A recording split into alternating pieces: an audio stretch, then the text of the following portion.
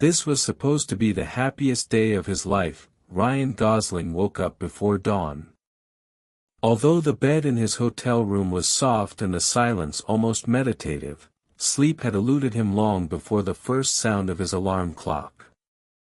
He simply lay there, staring at the ceiling, catching every sound of the morning city outside the window, as if searching for some answer. His wedding was not just an event. It was a choice. Maturity. And, finally, peace. On the table next to him lay his wedding ring. He turned it between his fingers, thin, gold, with a barely perceptible engraving on the inside, "All of you. Always." She had whispered those words to him in London, on a rainy evening, when he had finally dared to tell her that he wanted to grow old together. That had been 6 months ago. And today, in this glittering city with 1,000 eyes, everything was going to become official. Well, Ryan, he muttered to himself, putting on his shirt, "you're almost there." The suit fit perfectly. The light from the window highlighted the texture of the fabric. The personal stylist who had been working with him for the past few weeks bowed, checking every detail. But Ryan himself was somewhere far away, lost in thought. His heart was beating faster with each passing minute, not from fear, no. It was anticipation. Almost like before a premiere, only without a script, that he went down to the car, a black Jaguar XJ, a classic with character. The driver was already waiting, but Ryan raised his hand, "I'm here." The driver understood everything without a word and handed him the keys. The city greeted him with bright midday light and a rare calm. He drove through the streets of Los Angeles, as if following a familiar script. His route to the wedding location had been mapped out in advance, through areas with less traffic, more shade, and a slightly lower chance of being recognized. Ryan turned on the music. Ironically, it was the same song they had been dancing to in the kitchen, barefoot and laughing as the wine spilled onto the tiles, "Harvest Moon." His eyes watered involuntarily, and then everything changed. The sudden smell of smoke hit his nostrils. Something flashed on the horizon of the road, a neon patch of chaos amidst the mundane asphalt. He slowed down. And only then did he hear a scream. It wasn't the sound of a movie. It wasn't the background radio. It was a human voice, tearing through glass, flames, and fear. Oh, no, there was a car on the side of the road, old, crumpled, with its hood open and fire already starting to come out from under the metal. Smoke rose into the sky in thick clouds. Other cars drove by, some stopped at a distance, some filmed on their phones. But no one came closer. Ryan stopped abruptly. The door of his Jaguar opened with a characteristic click. His heart was no longer beating, it was pounding like a drum. He didn't think. Without a moment's hesitation, he rushed towards the flames. The flames were already touching the sky. Ryan ran. His hand-sewn suit constricted his movements, but he didn't stop. His soles slid across the hot asphalt, and the hot air hit his face like an invisible wall. For a moment, it seemed to him that time had slowed down, that each second stretched into infinity.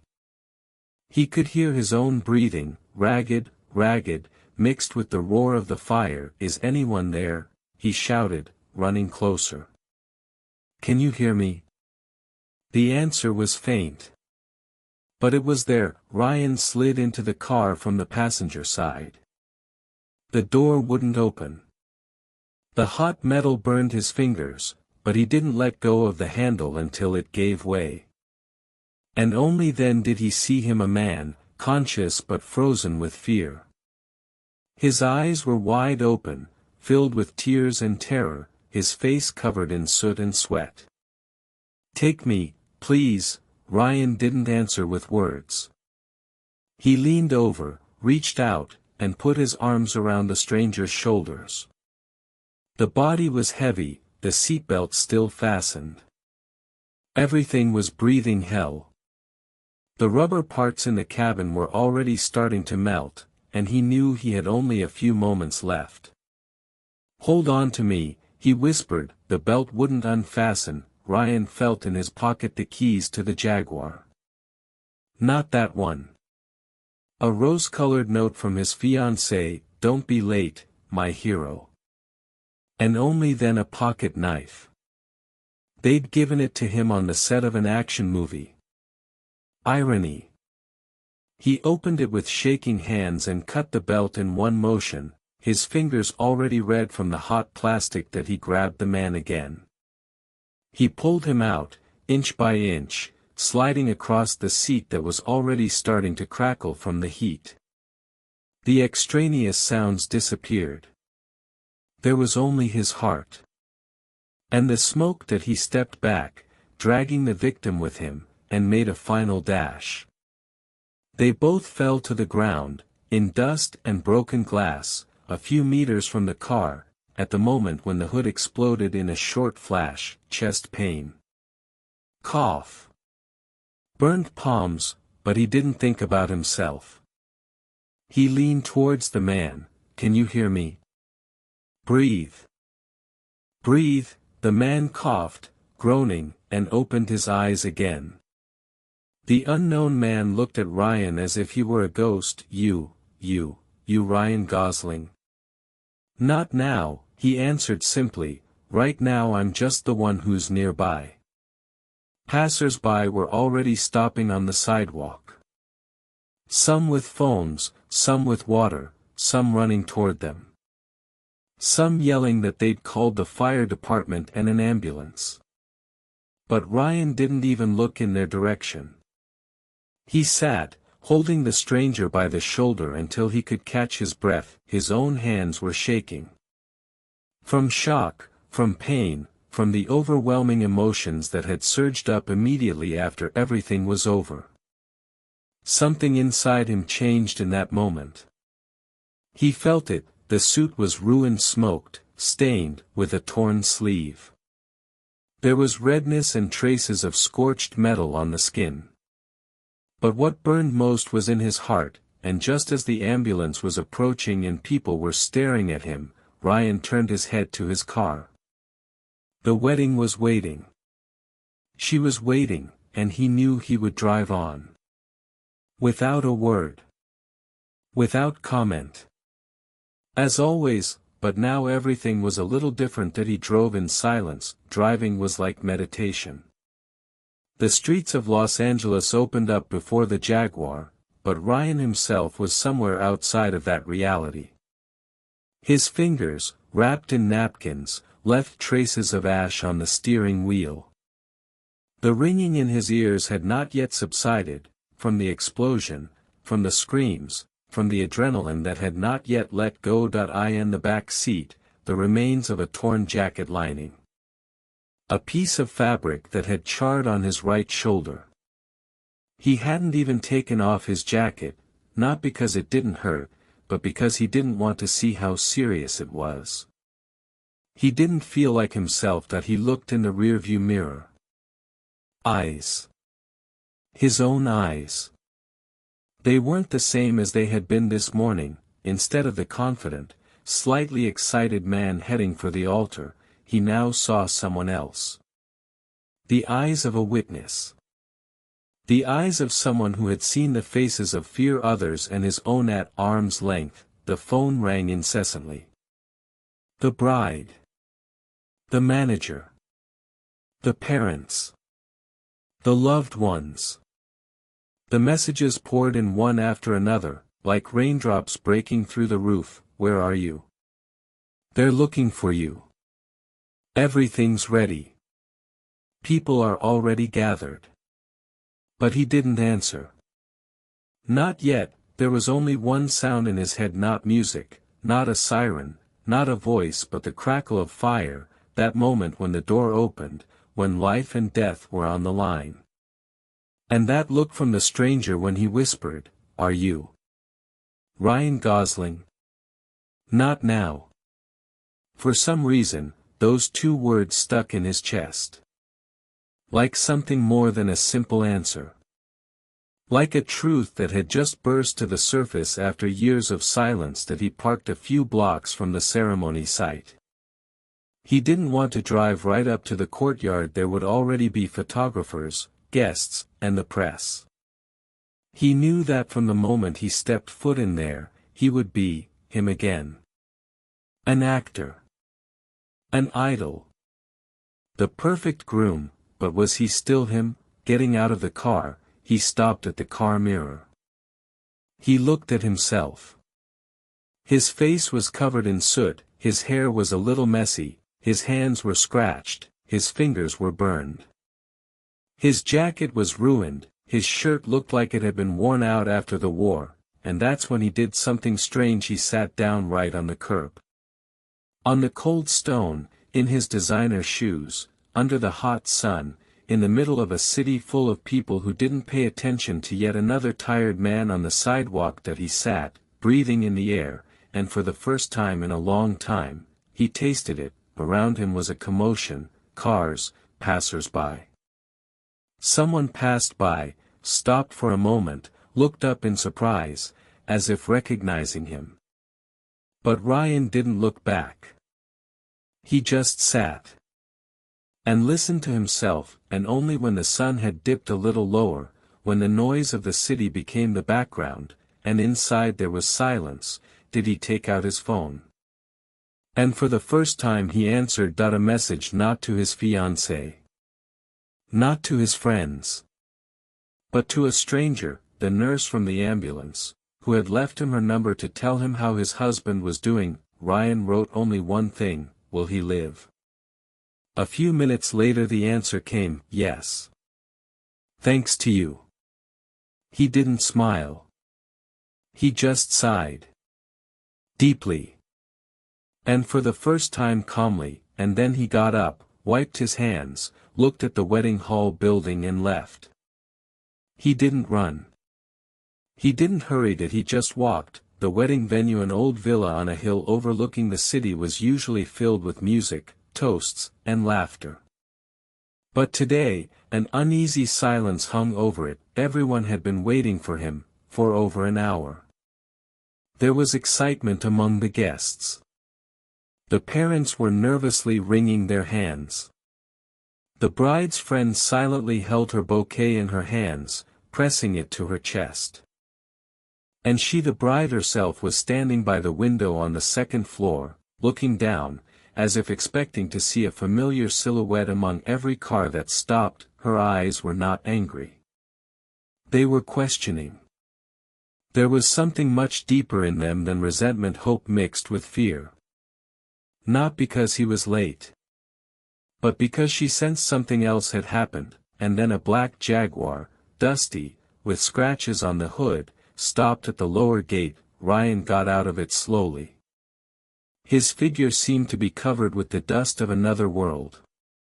His shoulders were slightly slumped, his gaze downcast.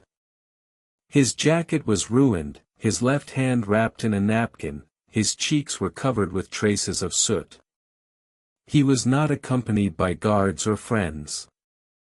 He came alone. Without words. Without a bouquet. Without staging. When he passed through the garden, people were silent. Someone gasped softly. Others turned away, not out of condemnation, but out of respect. Yes, he was a hero. But also, vulnerable.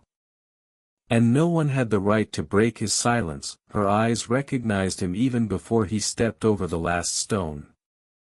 She already knew. Her heart already said, he had done something that he would never talk about, but that would forever remain in his silence. She went out to meet him, not even thinking about what others would say. Barefoot, holding the hem of her dress, she walked toward him, just as she had promised herself the day she said, yes, to go toward him even when it was scary. He stopped when he saw her. For a moment, his face froze. He wanted to run away not because he didn't love her, but because he suddenly felt that he was no longer worthy of this white dress, her trust, her belief that this day would be a holiday. "You're hurt," she whispered, touching his hand. She didn't ask what happened, because she already knew. It was something that couldn't be described in words. She just touched him gently, slowly, as if asking him not to disappear. He nodded. And couldn't help himself. I couldn't drive past. I saw the smoke. The screams. And I left. I left. You could have died, Ryan. But I didn't regret it. I know. Her eyes trembled. But she didn't back down. I waited. Not because you're an actor. Not because it has to be a perfect wedding. But because you're the one who will come back, even from the flames. He looked at her long, as if for the first time. His eyes were tired. But there was honesty in them. The deepest she'd ever seen. "If you don't want to," he whispered. "If you feel that I've changed." She was silent for a moment. And then she placed her hand on his chest, where his heart beat. "Changed?" "Yes. But not a stranger. You've become real." Her voice was almost like a prayer. "I don't want a perfect wedding, Ryan. I want life. And if it starts with fire, then we can endure anything." He broke. But not out of weakness, but out of gratitude. Tears that hadn't been there when the car was on fire appeared now. Quietly. Without screaming. Simply happiness mixed with fear, with gratitude, with love that had survived the flames. And then she took his hand. "Ready?" "Now yes," he answered. The wedding wasn't lavish. No one threw petals. There were no ushers or cameras. There was an arch, fresh air, and two souls who said, "I do," without makeup, without perfection, but with a truth that you can't buy. On this day, not a couple was born, a legend was born. Not because he was a hero, but because she saw the real him and didn't look away. The wedding ended not with fanfare, but with the rustle of the wind. After the vows, everything was quiet. No one rushed to the dance floor, no toasts were shouted. The guests, still amazed by Ryan's appearance, scorched but radiant, behaved as if in a temple. Everyone felt that they had witnessed something deeper than a romantic ceremony. They saw not the act, but the soul.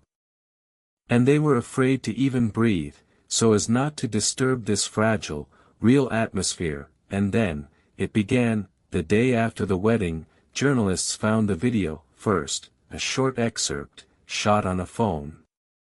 From afar, but a clear silhouette, a man in a suit running towards the fire. Another shot, pulling someone out of a car, and then, a lightning-fast headline: Ryan Gosling saves a man from a burning car. On the way to his own wedding. The networks exploded. Hashtag Ryan the Rescuer, hashtag Real Life Hero, hashtag Wedding of Fire. Hundreds, thousands of comments. People who wrote that they cried when they saw the video. Parents who showed their children, "This is what a hero should be like." Veterans who thanked for their courage. Actors who shared, "We play heroes." And he became one. And Ryan was silent. That he did not go to the press. He did not give interviews. His Instagram remained empty.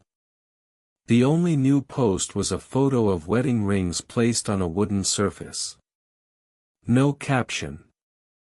No faces, but the story did not stop. Joe Galvez, the man Ryan pulled from the car, came to his senses the second day after the accident. In the hospital, with an oxygen mask, still weak, but alive, his first words were, "He's an actor, but this isn't a movie, is it?" they explained to him that he was.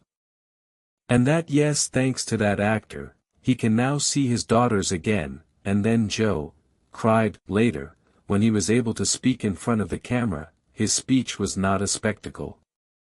It was simple: I'm 38. I lived a normal life. I thought celebrities were about red carpets. And he didn't say a word to me. He just acted. He pulled me out. He burned himself. And he drove off like nothing had happened. I asked the nurse to please give me a chance to thank him. But he's silent. He hasn't taken any of my calls. So I'm going to say this now, publicly: Ryan, if you're listening, you didn't just save my life. You changed it. I won't forget. And I won't let the world forget, and the world hasn't forgotten that Gosling's story was told in schools not as an actor, but as an example. People wrote letters of gratitude. Someone named their newborn son Ryan. Police officers came out to formally thank him. The state governor offered to present an award, but Ryan politely declined. It wasn't heroic, he said through an agent. It was just human. And yet the biggest ripple was the quiet changes in people's hearts. Those who had previously filmed on their phones wondered, what would I do? Those who were afraid to help a stranger became blood donors. Those who didn't believe in love believed again, because Ryan, silently, reminded them, hero is not a title. It's a choice. At his house, about a week after the events, he sat on the porch with her. She held his hand, still scarred. They didn't talk about the news, they didn't read the headlines, they just sat there. You know, she said, the world wants you to say something. He smiled. I've already said it all. What? What I did. 3 months passed. The world continued its run, new movies, new events, new heroes for the headlines. But Ryan's story did not disappear, it simply took root. It ceased to be news. It became a memory, the one that does not need reminding. Ryan Gosling disappeared from the headlines that he refused new roles. He asked his agent not to contact him for 6 months. Not because his body could not work, physically he was already in shape. But his soul had not yet come out of the flame that he spent his days simply. Just the two of them. In the backyard of the house, among the trees and the silence. They cooked breakfasts. Watched movies. Learned to be silent next to each other. Every evening he touched the scar on his left arm, not for pain, but to remember. Because sometimes the most important thing is not to forget who you are when no one is looking. One day he received a letter. An old envelope, yellowed. Handwritten, for Ryan Gosling. From Joe Galvez. He opened it carefully. Inside was a simple sheet of paper and a few photos. The photo showed Joe with his daughters. The eldest was holding a sign that read, "Thanks for saving our dad." And at the bottom was the inscription, "I don't know how to thank you. But I do know one thing: your action has made me a better father. A better husband. A better person. I teach my children not to be silent when they see someone in trouble. I teach them to be like you. And if we ever meet again, I won't shake your hand. I'll just hug you like a brother." Signed, Joe. Ryan held the letter in his hands for a long time. Then he put it on the table. And went to her. "What's that?" she asked when she saw his eyes. "Thank you. But, the kind that doesn't scream. The kind that heals," she smiled. "Are you ready to go back again?" He thought about it. "I don't know if I'll go back there. But I'm ready to move on. In the future, Ryan didn't play superheroes anymore. He chose quiet roles. People who don't save the world but those who save one heart. He became the producer of a film based on true stories of simple actions. The name is, Without Cameras. The audience left the halls in silence. And then they hugged those around them. Sometimes, at night, he woke up with the thought of that moment. About the door that wouldn't open. About the heat. About Joe's eyes, but every time, hugging her in bed, he whispered, "I'm not afraid anymore," and she would answer, "Because you've already been through the fire." The last scene is on the quiet shore of a lake. Ryan sits on a wooden pier, barefoot, holding his daughter on his lap. They throw pebbles into the water. Round after round. "Did you really save a person from a fire?" she asks. He smiles, "Yes." "And weren't you scared?" "A little. But sometimes you do the right thing not because it's not scary. It's because someone has to do it." "Are you a hero?" He looks at her. "What do you think?" She thinks for a moment. "And then, you're my dad." And that was enough, because in the end, not all heroes wear suits. Some are burned. With scars. And with hearts that aren't afraid to burn.